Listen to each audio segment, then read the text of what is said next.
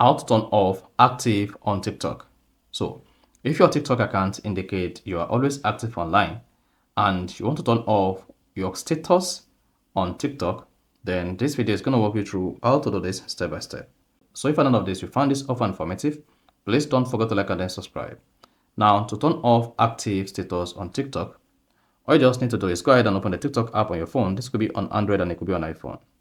Then there's a possibility that you'll be on the For You page, which is your TikTok feed.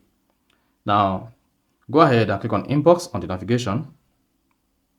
Once you click on Inbox, click on the Inbox icon itself.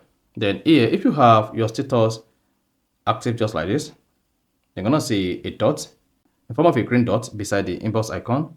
Then go ahead and click on Inbox. Now, you should see your active status is visible to friends.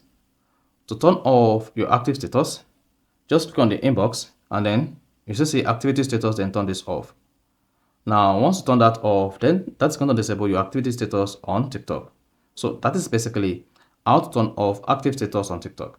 So if you found this offer informative, please don't forget to like and then subscribe.